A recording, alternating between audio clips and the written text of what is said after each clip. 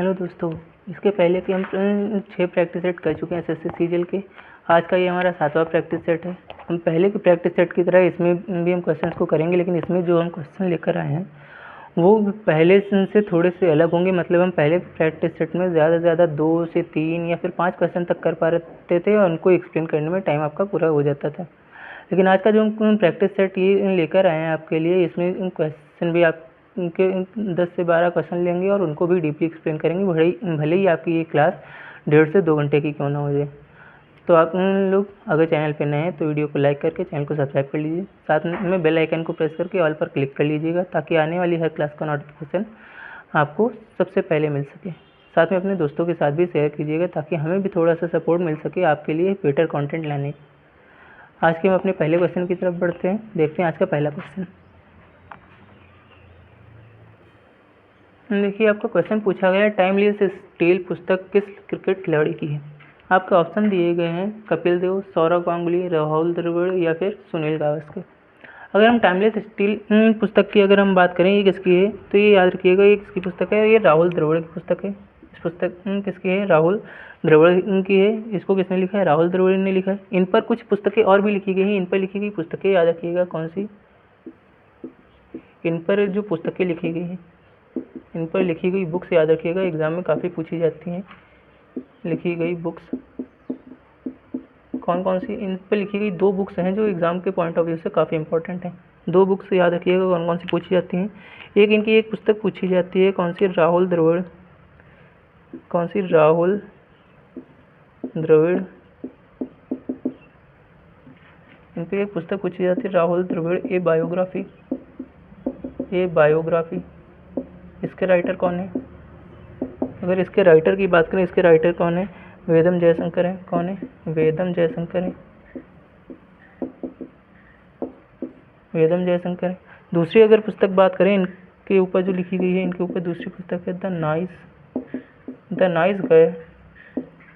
Guy who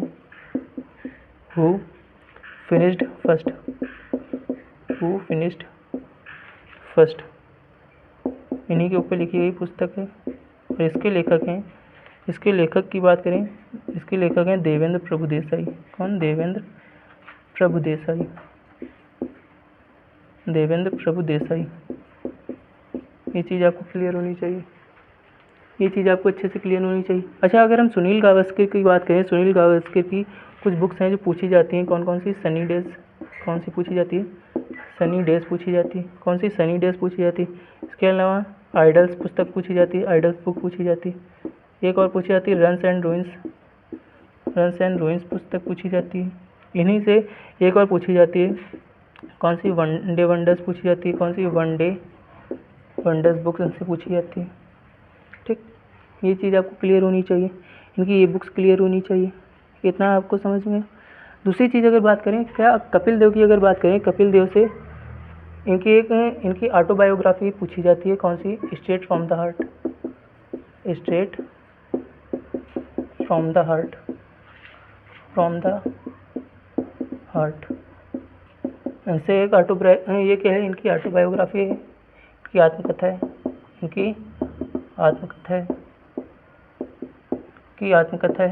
okay, इतना clear है। अच्छा, ये जो इनकी ये बुक है, ये इनके नेतृत्व में एक भारत का पहला विश्व कप खेला गया था। वो कब खेला गया था? इनके अगर हम बात करें किसकी, अगर हम कपिल देव की बात करें तो कपिल देव के नेतृत्व में भारत का पहला विश्व कप खेला गया था। कौन सा? भारत का पहला विश्व कप खेला गया था। ये पुस्तक इनकी ही है। इन नेतृत्व में कौन सा भारत का पहला विश्व कप खेला गया था? कब खेला गया था भारत का पहला विश्व कप? 1900। कब खेला गया था? 1983 में। 1983 में भारत का पहला विश्व कप जीता। भारत का पहला विश्व कप। और इसका नेतृत्व भी कपिल देव ने किया था। कपिल देव की बुक का नाम क्या? स्ट्रेट फ्रॉम द हार्ट है। ये क्या है? इनकी आत्मकथा है। दूसरी चीज़ अगर बात करें, इनकी एक और पूछी जाती है, एक और बुक पूछी जाती है बाई गॉड्स डिकेयर। कौन सी? इनकी एक बुक और पूछी जाती है। कौन सी? बाई गॉड्स डिकेयर बुक पूछी जाती है। कौन सी? बाई गॉड्स डिकेयर बुक पूछी जाती है। इतना कॉन्सेप्ट क्लियर है। इतना कॉन्सेप्ट क्लियर है, समझ में है? अच्छा, अगर एक बात और करें, अगर हम यहाँ पे सौरव गांगुली की बात करें, सौरव गांगुली से इनकी पूछी जाती है, इनकी बुक है, इनकी बुक याद रखिएगा, a century is not enough. कौन सी? A century is not enough, is not enough. इनकी बुक का नाम क्या है? A century is not enough book इनसे पूछी जाती है। ओके, किसकी? सौरव गांगुली से बुक पूछी जाती है, a century is not enough. अब अगर हम बात करें सुनील गावस्कर की बुक कौन कौन सी? Sunny Days, Idols, Runs and Ruins, ये बुक आपको याद रखनी है। ओके, अच्छा, कुछ और क्रिकेटर्स को ले लेते हैं, मान लेते हैं थोड़े से और क्रिकेटर हमने ले लिए, कुछ और क्रिकेटर्स को हम ले लेते हैं, कुछ और क्रिकेटर्स को हम ले लेते हैं। मान लेते हैं हमने लिया है किसको? हमने सुरेश रैना की अगर बात करें, अगर हम सुरेश रैना की बात करें, अगर हम सुरेश रैना की बात करें, तो सुरेश रैना से याद रखिएगा, इनसे कौन सी बुक पूछी जाती है? कौन सी? इनकी एक बुक है, believe, believe what life and cricket, what life and cricket taught me, cricket taught me, ये पूछ जाती है। दूसरी चीज़, इस बुक में इनके सहायक लेखक थे, सह लेखक इनके जो थे, उनका नाम याद रखिएगा, एग्जाम में काफ़ी बार पूछा जा चुका है। क्या नाम था? क्या नाम था? भरत सुदर्शन। भरत, सह लेखक कौन थे? भरत सुदर्शन थे। ओके, कौन थे? भरत सुदर्शन थे। इतना क्लियर है? अच्छा, सचिन तेंदुलकर से एक बुक पूछी जाती है, सचिन तेंदुलकर की एक बुक पूछी जाती है जो कि एग्ज़ाम के लिए काफ़ी इंपॉर्टेंट है। कौन सी है? अगर हम सचिन तेंदुलकर की एक बुक की बात करें, सचिन तेंदुलकर, सचिन तेंदुलकर की अगर हम बुक की बात करें, इनकी एक बुक है, इनकी ऑटोबायोग्राफी, इनकी आत्मकथा है, कौन सी? प्लेइंग इट माई वे। कौन सी? प्लेइंग इट माई वे। अच्छा, ये पब्लिश कब हुई थी? इसका प्रकाशन कब हुआ? 2014 में। कब हुआ? 2014 में। अच्छा, 2014 में, 2014 में इसका प्रकाशन हुआ। ये क्या है? एक आत्मकथा है। ये क्या है? एक आत्मकथा है, आत्मकथा है, एक ऑटोबायोग्राफी, ये एक ऑटोबायोग्राफी। इस बुक को लिखने में इनके सहायक लेखक कौन थे? इनके सहायक लेखक कौन थे? ये अगर आपसे पूछ दिया जाए, इस बुक को लिखने में इनके सहायक लेखक कौन थे, तो ये याद रखिएगा, इस बुक को लिखने में इनके सहायक लेखक कौन थे? इनके सहायक लेखक कौन थे? बोरिया मजूमदार। कौन थे? बोरिया मजूमदार। ठीक, कितनी चीज़ समझ में आ गई? कौन थे सहायक लेखक? सही लेखक कौन थे? बोरिया मजूमदार। ओके, अब ज़रा आगे बढ़ते हैं, देखें ज़रा। और इसके अलावा अगर आपसे पूछ दिया जाए, इसके अलावा अगर आपसे पूछ दिया जाए, युवराज सिंह की पुस्तक पूछ दिया जाए, कौन सी? युवराज सिंह की बुक अगर पूछ दी जाए, युवराज सिंह की अगर बुक पूछ दीजिए, युवराज सिंह क्रिकेटर जो हैं, इनकी बुक पूछ दी जाए, तो इनकी बुक का नाम याद रखिएगा, क्या है? The test of my life. क्या है? The test of my life, of my life. इसके अलावा जो अगर आपसे पूछ दिया जाए, अगर हम वीवीएस लक्ष्मण की बुक पूछ दें, वीवीएस लक्ष्मण की बुक पूछ दें, वीवीएस लक्ष्मण की बुक पूछ दें, इनसे इन जो बुक पूछी जाती है उसका वो कौन सी है? 281 एंड बियॉन्ड। कौन सी? 281 एंड बियॉन्ड पूछ दी जाती है। इसके अलावा अगर आपसे पूछी जाए, इसके अलावा अगर विश्वनाथ आनंद जो हैं, शतरंज और क्रिकेट से दोनों से संबंधित हैं, विश्वनाथ आनंद, इनकी बुक अगर पूछ दी जाए, तो इनकी बुक याद रखिएगा, कौन सी है? माइंड मास्टर है। कौन सी है? Mind master. इतना क्लियर है?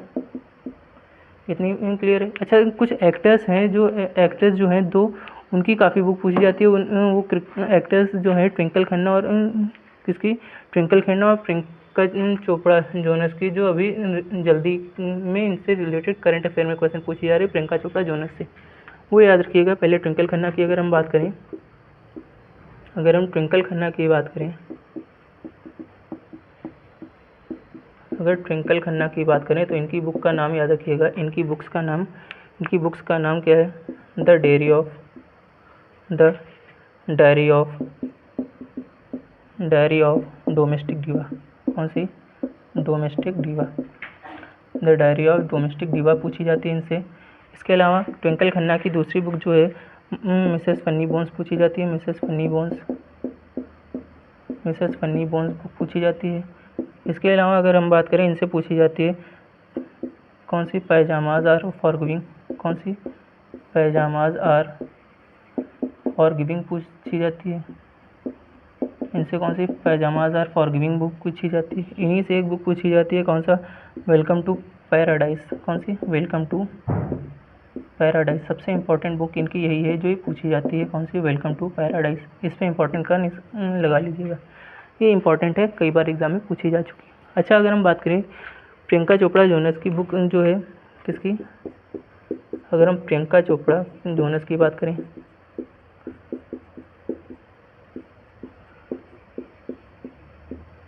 इनकी एक बुक है कौन सी, अनफिनिश्ड, जो काफ़ी बार पूछी गई एग्ज़ाम में, और अब के एग्ज़ाम के हिसाब से देखा जाए करंट अफेयर में ये कई बार पूछी जा सकती है आपसे, कौन सी, अनफिनिश्ड। ओके, अब देखते हैं अपना नेक्स्ट क्वेश्चन। देखिए आपका नेक्स्ट क्वेश्चन पूछा गया है विटामिन डी का रासायनिक नाम क्या है। आपके ऑप्शन दे रखे हैं रेटिनॉल, कैल्सिफेरॉल, बायोटीन या फिर टोकोफेरॉल। देखिए जब हम विटामिन की बात करते हैं, विटामिन में हमारे क्या होते हैं, इनको दो टाइप में मेनली क्या डिवाइड करके इसको पढ़ते हैं, इसको रीड करते हैं। एक होते हैं हमारे वसा में घुलनशील और दूसरे हो जाते हैं हमारे जो जल में घुलनशील होते हैं, उन दोनों को ही पढ़ते हैं, फैट सॉल्यूबल विटामिन को, और हम किसको, वाटर सॉल्यूबल विटामिन को पढ़ते हैं। अच्छा, अगर हम बात करें विटामिन की, तो विटामिन में देखिए ज़रा जो हमारे फैट सॉल्यूबल होते हैं, कौन से, वसा में घुलनशील विटामिन होते हैं, वसा में घुलनशील जो होते हैं, वसा में घुलनशील विटामिन जो होते हैं, फैट सॉल्यूबल विटामिन जो होते हैं, फैट सॉल्यूबल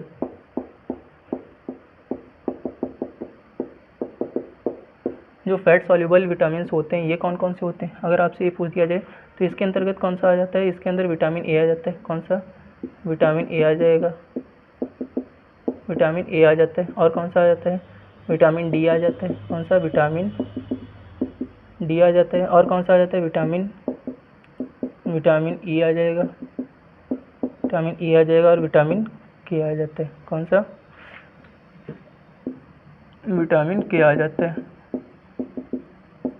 अच्छा, इनके अगर हम रासायनिक नामों की बात करें तो विटामिन ए जो है इसका नाम क्या है, इसका नाम क्या हो जाता है, इसका नाम है, रासायनिक नाम है रेटिनॉल, क्या, रेटिनॉल। और अगर हम बात करें इस विटामिन ए जो है ये इससे इसकी कमी से क्या हो जाता है, विटामिन ए की कमी से क्या हो जाता है, नाइट ब्लाइंडनेस होता है, क्या होता है, नाइट ब्लाइंडनेस, क्या हो जाता है, नाइट ब्लाइंडनेस हो जाता है। अच्छा, विटामिन डी की अगर बात करें, विटामिन डी जो है इसका रासायनिक नाम क्या है, कैल्सीफेरॉल है, कैल्सीफेरॉल, क्या है, कैल्सीफेरॉल है। और अगर इसकी कमी से होने वाला रोग पूछें, अगर इसकी कमी से होने वाला रोग पूछें तो विटामिन डी की कमी से क्या हो जाता है, रिकेट्स, या फिर रिकेट्स कहा जाए, या फिर आप कहें ऑस्टियोमोलेसिन, क्या, ऑस्टियोमोलेसिन। ओके।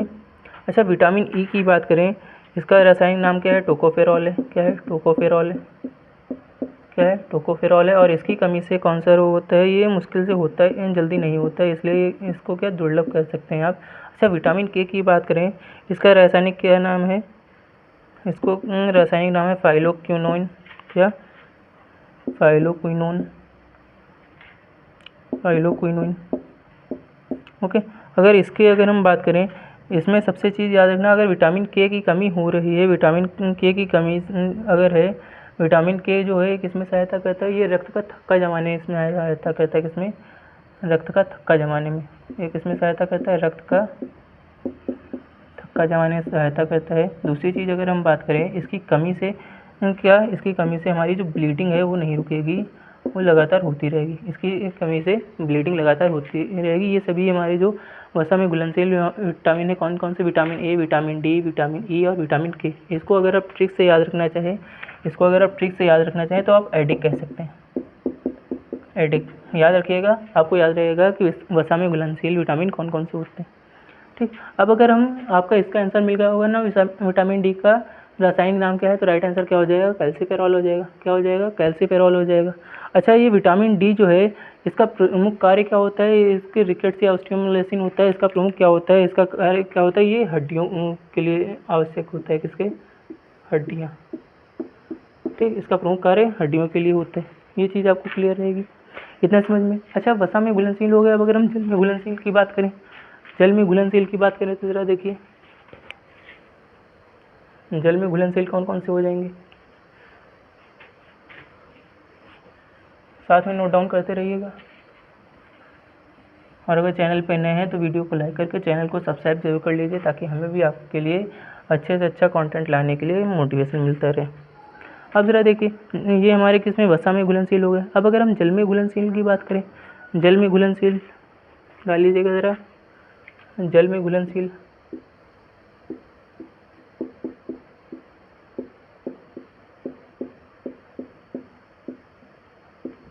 वाटर सॉल्युबल जो होते हैं,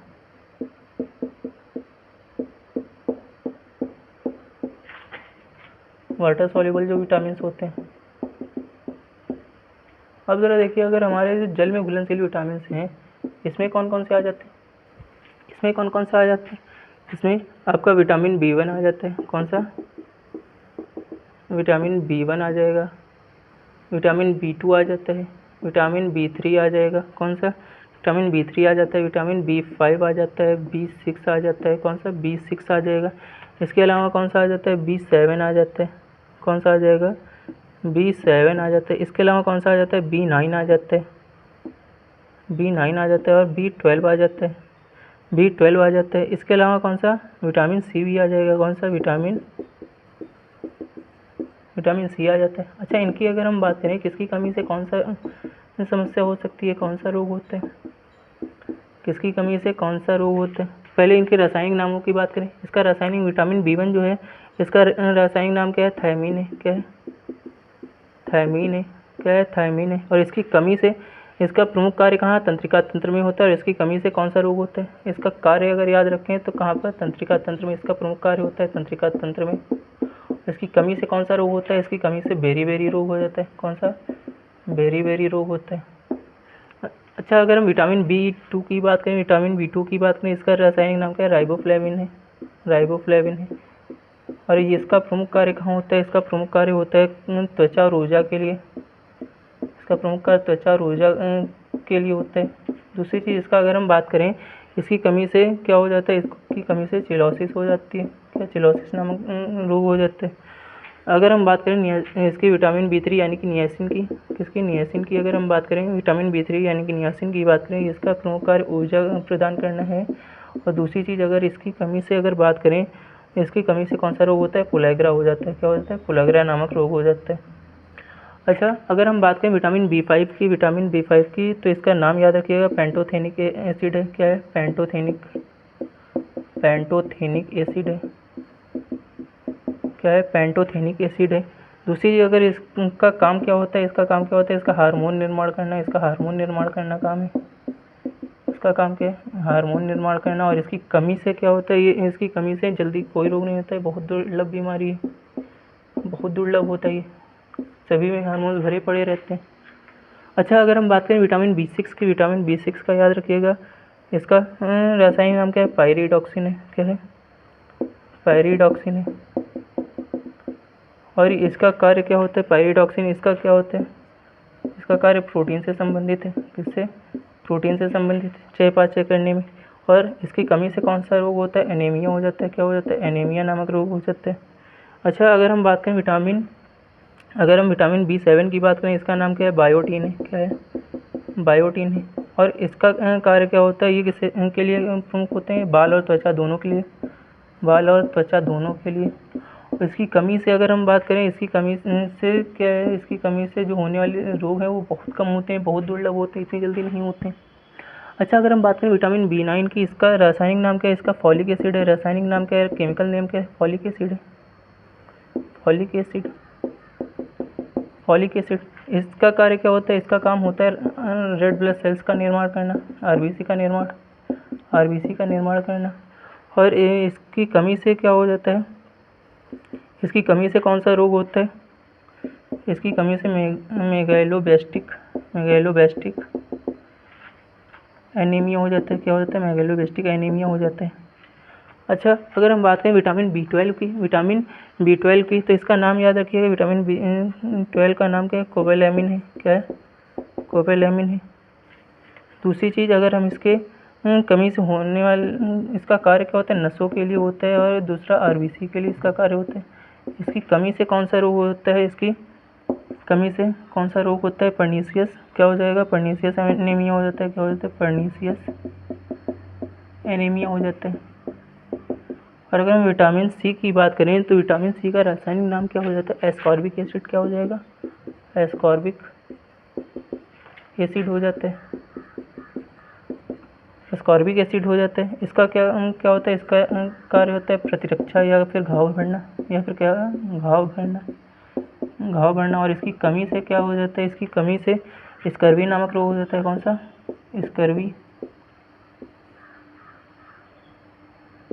स्कर्वी नामक रोग हो जाता है।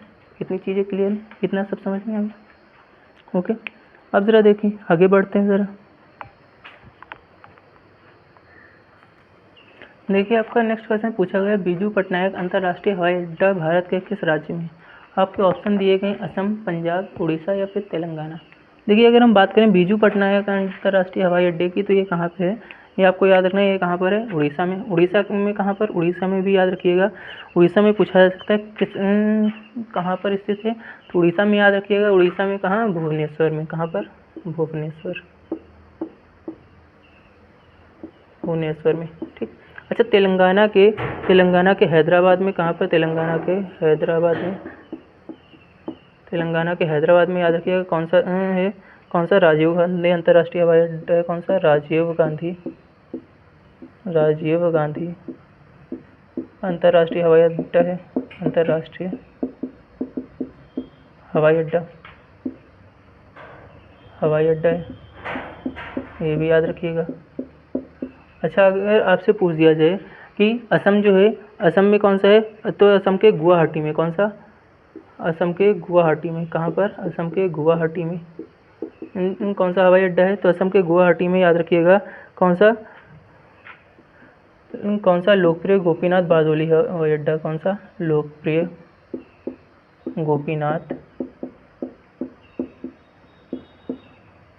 गोपीनाथ बारदोली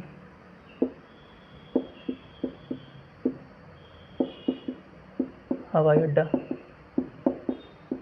ओके। अच्छा, अगर हम बात करें पंजाब है, जो पंजाब के याद रखिएगा, पंजाब के कहाँ पे, अमृतसर में। पंजाब के अमृतसर में कौन सा हवाई अड्डा है, तो पंजाब के अमृतसर में श्री गुरु रामदास जी। कौन सा, पंजाब के अमृतसर में कौन सा, श्री गुरु रामदास जी अंतर्राष्ट्रीय हवाई अड्डा है, अंतर्राष्ट्रीय हवाई अड्डा। ये चीज़ क्लियर है, ये याद रहेगा। अगर हम बात करें आपसे, कौन सा, याद रखिएगा, महाराष्ट्र के नागपुर में कौन सा है, महाराष्ट्र के नागपुर में, काफ़ी इम्पोर्टेंट है। कौन सा आ जाएगा, डॉक्टर बाबा साहब अम्बेडकर हवाई अड्डा। कौन सा, बाबा साहब अम्बेडकर अंतर्राष्ट्रीय हवाई अड्डा। ये भी याद रखिएगा। कौन सा, बाबा साहब अम्बेडकर अंतर्राष्ट्रीय हवाई अड्डा कहाँ पे है, ये कहाँ पे है, महाराष्ट्र के नागपुर में हवाई अड्डा। ये याद रहेगा। अच्छा, अगर हम बात करें कर्नाटक के बेंगलुरु में कौन सा है, कर्नाटक के बेंगलुरु में कौन सा हवाई अड्डा है, कर्नाटक के बेंगलुरु में आपसे अगर पूछ दिया जाए कर्नाटक के बेंगलुरु में कौन सा है, कौन सा, कैंपेगौड़ा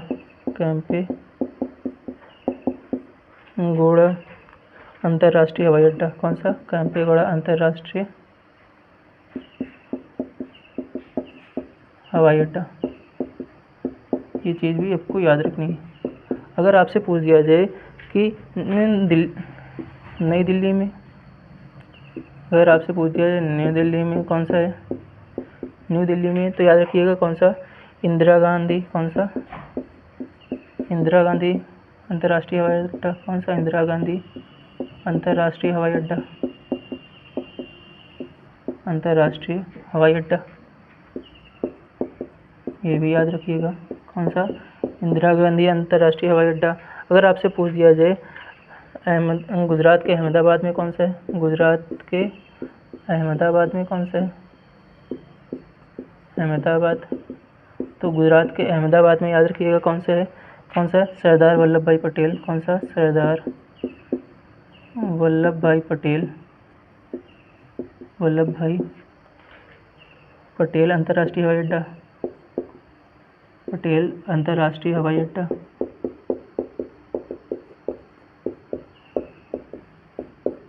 ये कहाँ पे है? अहमदाबाद, गुजरात में। इतना क्लियर है? इतनी चीज़ें क्लियर हो गई। अब देखते हैं ज़रा इसी से एक काम करते हैं, आपको हम इसी के साथ कुछ हम बंदरगाह भी बता देते हैं, जो आपके अंतर्राष्ट्रीय हवाई अड्डों की तरह बंदरगाह भी काफ़ी इंपॉर्टेंट हो जाते हैं, उसको भी हम साथ में बता देते हैं। देखिए ज़रा इसका स्क्रीनशॉट ले लीजिए।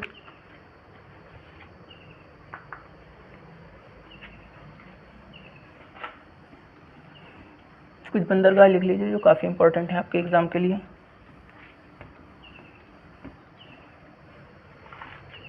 देखिए अगर आपसे पूछ दिया जाए कौन सा भावनगर बंदरगाह कहाँ है? अगर आपसे पूछ दिया जाए भावनगर बंदरगाह कहाँ है, भावनगर पोर्ट कहाँ है, तो भावनगर पोर्ट को याद रखिएगा कहाँ पे है? गुजरात में। कहाँ पे है? गुजरात में। अच्छा, गुजरात में ही एक और है, गुजरात में ही एक और पोर्ट है, एक और बंदरगाह है। कौन सा?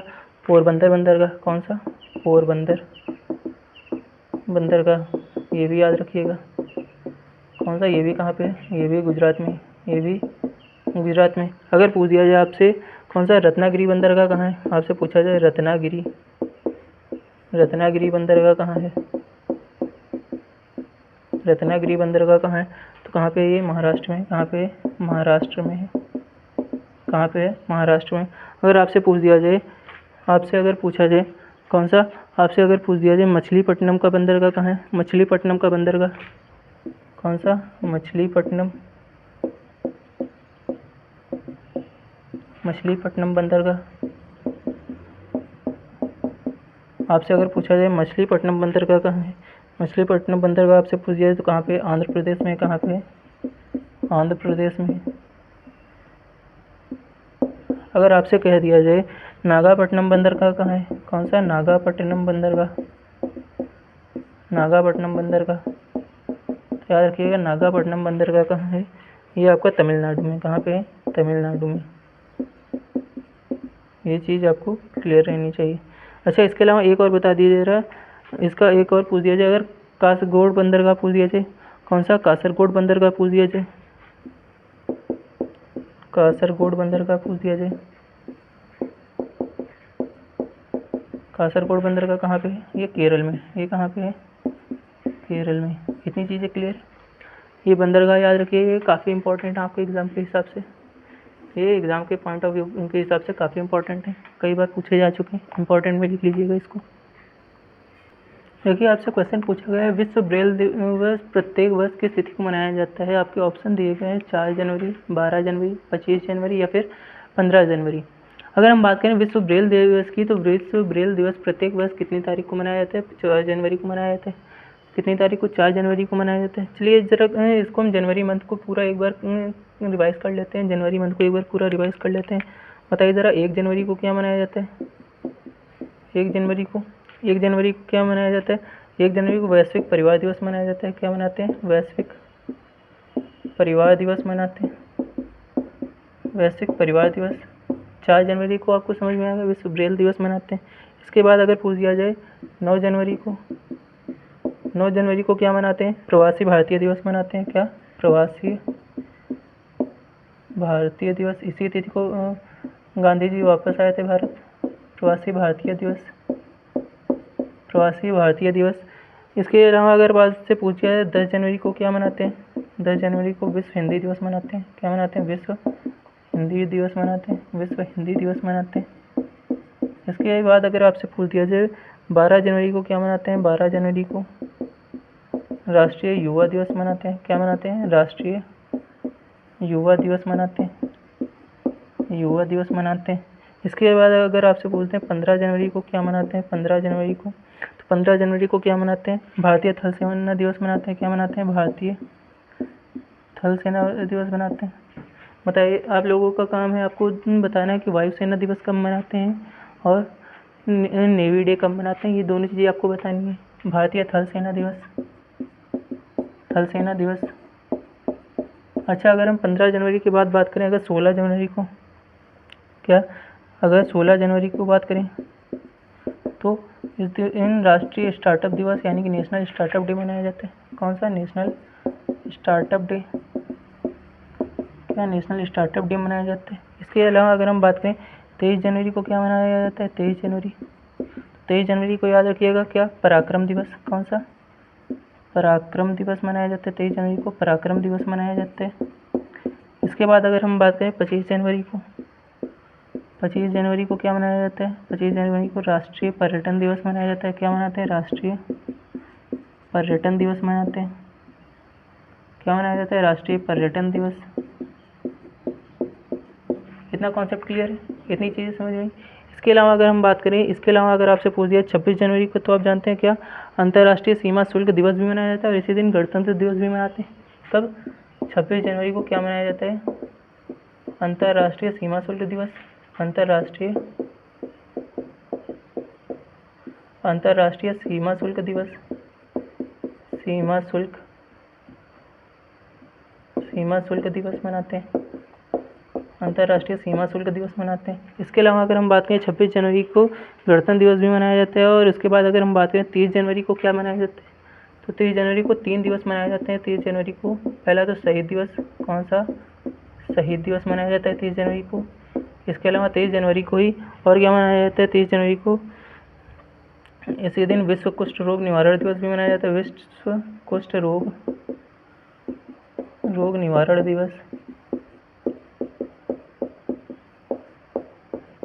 दिवस, इसी दिन आपका और कौन सा दिवस मनाया जाता है, इसी दिन आपका और कौन सा दिवस मनाया जाता है, सर्वोदय दिवस भी मनाया जाता है। कौन सा दिवस मनाया जाता है, सर्वोदय दिवस भी मनाया जाता है। इसी दिन आपका कौन सा, सर्वोदय दिवस भी मनाया जाता है। इतनी चीज़ें क्लियर हो गई, तो सारी चीज़ें याद हुई क्या। 4 जनवरी को विश्व ब्रेल दिवस मनाते हैं। 12 जनवरी को क्या मनाते हैं, राष्ट्रीय युवा दिवस मनाते हैं। 25 जनवरी को क्या मनाते हैं, 25 जनवरी को राष्ट्रीय पर्यटन दिवस मनाते हैं। और उसके बाद 15 जनवरी को अगर पूछ दिया जाए तो भारतीय थल सेना दिवस मनाते हैं, इंडियन आर्मी डे मनाते हैं। अच्छा, अब इसके अलावा अगर पूछ दिया जाए आपसे, अगर आपसे कुछ फरवरी के हम मंथ पूछ दें तो फरवरी को बताइए ज़रा, 1 फरवरी को क्या मनाते हैं। अगर आपसे कुछ फरवरी के दिवस पूछते हैं, बताइए ज़रा 1 फरवरी को क्या मनाते हैं। 1 फरवरी को आपसे पूछ दिया जाए, 1 फरवरी को बताइए ज़रा क्या मनाते हैं। 2 फरवरी को बताइए, 2 फरवरी को क्या मनाया जाता है।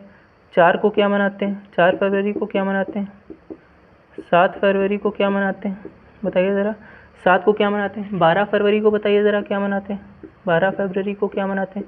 देखिए, अगर हम जब बात करें 1 फरवरी की, अगर हम बात करें तो 1 फरवरी को क्या मनाया जाता है, 1 फरवरी को भारतीय तटरक्षक दिवस मनाया जाता है। क्या मनाते हैं, भारतीय तटरक्षक दिवस मनाते हैं, भारतीय तटरक्षक दिवस मनाया जाता है, भारतीय तटरक्षक दिवस मनाया जाता है। अगर हम 2 फरवरी की बात करें, 2 फरवरी को क्या मनाया जाता है, विश्व आर्द्रभूमि दिवस, वर्ल्ड वेटलैंड डे मनाया जाता है। विश्व आर्द्रभूमि दिवस, वर्ल्ड वेटलैंड डे मनाया जाता है, आर्द्रभूमि दिवस। अगर आपसे 4 फरवरी को पूछ दिया जाए, 4 फरवरी को क्या मनाया जाता है, विश्व कैंसर दिवस मनाया जाता है। क्या मनाते हैं, विश्व कैंसर दिवस, विश्व कैंसर दिवस मनाते हैं। और अगर आपसे 7 फरवरी को पूछ दिया जाए तो क्या मनाते हैं, सुरक्षित इंटरनेट दिवस मनाते हैं, सेफ इंटरनेट डे मनाते हैं, सुरक्षित इंटरनेट दिवस मनाते हैं। क्या मनाते हैं, सुरक्षित इंटरनेट दिवस मनाते हैं। इसके अलावा अगर आपसे पूछ दिया जाए 12 फरवरी को क्या मनाते हैं, राष्ट्रीय उत्पादकता दिवस मनाते हैं, राष्ट्रीय उत्पादकता दिवस मनाते हैं। इतने कॉन्सेप्ट क्लियर हो गया, इतनी चीज़ें आपकी क्लियर हो गई। अब आगे क्वेश्चन पे बढ़ते हैं ज़रा। देखिए, आपसे क्वेश्चन पूछा गया, कलमकारी चित्रकला भारत के किस राज्य की। ऑप्शन दिए गए हैं आपके, बिहार, कर्नाटक, आंध्र प्रदेश या फिर मध्य प्रदेश। अगर हम बात करें कलमकारी चित्रकला की, तो कलमकारी कहाँ की है? कलमकारी आपकी आंध्र प्रदेश की। कहाँ की? आंध्र प्रदेश की। अच्छा, और दूसरी चित्रकलाओं की अगर हम बात करें, अगर अन्य चित्रकलाओं में आपसे अगर हम बात करें, थोड़ी सी पूछें यहाँ पे, बताइए ज़रा। अगर आपसे थोड़ी सी चित्रकलाएँ पूछ दिया जाए तो बताइए ज़रा, मधुबनी और मिथिला चित्रकला कहाँ की है? मधुबनी कौन सी? मधुबनी और मिथिला चित्रकला। मधुबनी और मिथिला चित्रकला कहाँ की है? मधुबनी और मिथिला चित्रकला कहाँ की है? इसके अलावा रंगवाली और कुश्ती कौन सी?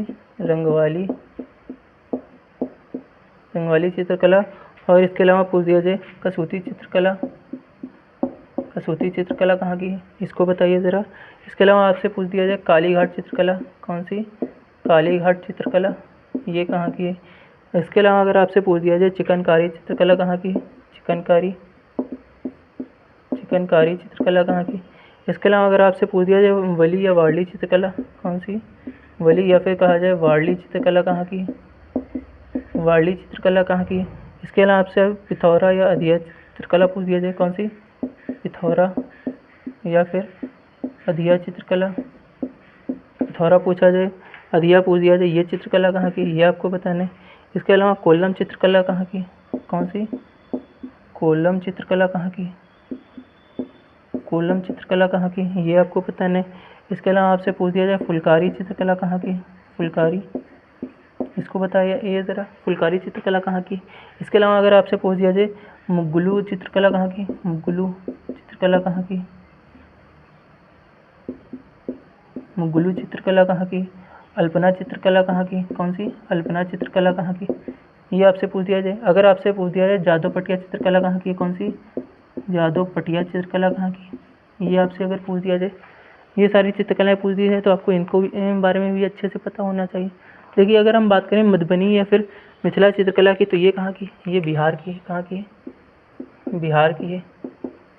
कहाँ की? बिहार की है। अगर हम बात करें रंगोली या कसूरी चित्रकला की, ये कहाँ की है? कसूती की कर्नाटक की है। कहाँ की है? कर्नाटक की है। अगर हम बात करें कालीघाट चित्रकला की, तो कालीघाट कहाँ की है? कोलकाता के पश्चिम बंगाल, कोलकाता यानी कि पश्चिम बंगाल की। कहाँ की? पश्चिम बंगाल की है। कोलकाता पश्चिम बंगाल की। अगर चिकनकारी की बात करें तो ये लखनऊ उत्तर प्रदेश की है। कहाँ? लखनऊ मुख्य रूप से उत्तर प्रदेश, यूपी। अगर हम वाली या वर्ली चित्रकला की बात करें, ये कहाँ की है? महाराष्ट्र की है। कहाँ की है? महाराष्ट्र की है। अगर हम पिथौरा या अधिया चित्रकला की बात करें, पिथौरा या अधिया चित्रकला की बात करें तो ये कहाँ की है? ये हमारी गुजरात की है। कहाँ की है? गुजरात की। अगर हम बात करें कोल्लम चित्रकला की, कोल्लम कहाँ की है? तमिलनाडु की है। कहाँ की? तमिलनाडु की है। कहाँ की? तमिलनाडु। अगर हम बात करें फुलकारी चित्रकला कहाँ की है? फुलकारी आपकी याद रखिएगा कहाँ की है? पंजाब की है। कहाँ की है? पंजाब की है। अगर हम मुगलू चित्रकला की बात करें, किसकी? अगर मुगलू चित्रकला की बात करें तो ये भी कहाँ की? आंध्र प्रदेश की है। कहाँ की है? आंध्र प्रदेश की है। आंध्र प्रदेश, आंध्र प्रदेश की है। अगर हम बात करें अल्पना चित्रकला की, अल्पना कहाँ की है? ये भी पश्चिम बंगाल की। कहाँ की है? पश्चिम बंगाल की। और अगर हम बात करें किसकी? जादव पटिया चित्रकला की, अगर हम बात करें जादव पटिया चित्रकला को याद रखिएगा, ये अगर आपसे पूछ दिया जाए जादव पटिया चित्रकला कहाँ की है, तो जादव पटिया चित्रकला को बताइए ज़रा, कमेंट करके बताइए कहाँ की है? कहाँ की? ये दो जगहों की मुख्य रूप से, ये दो राज्यों में होती है। कौन कौन से? झारखंड और बिहार। कौन सा? झारखंड और प्लस बिहार। ये चीज़ आपको अच्छे से पता होना चाहिए। ये चीज़ क्लियर है? इतनी चीज़ समझ में आ गई आपको? अच्छा, अगर पूछ दिया जाए आपसे, अगर पूछ दिया जाए कि कुछ युद्ध कलाएँ अगर पूछ दें कि बताइए ज़रा बिहार की युद्ध कला कौन सी है? बिहार की आपसे पूछा जाए, आपसे कर्नाटक की पूछ दी जाए या फिर मध्य प्रदेश की पूछ दिया जाए, इन चीज़ों के आंसर आपको कमेंट करने। आज इस चीज़ों के आंसर आपको कमेंट करने। जैसा कि आपसे कहा था, आज 5 क्वेश्चन हो चुके हैं पूरे। आज के लिए इतना ही। मिलते हैं नेक्स्ट क्लास में। तब तक के लिए वीडियो को लाइक करके चैनल को सब्सक्राइब कर लीजिए। धन्यवाद।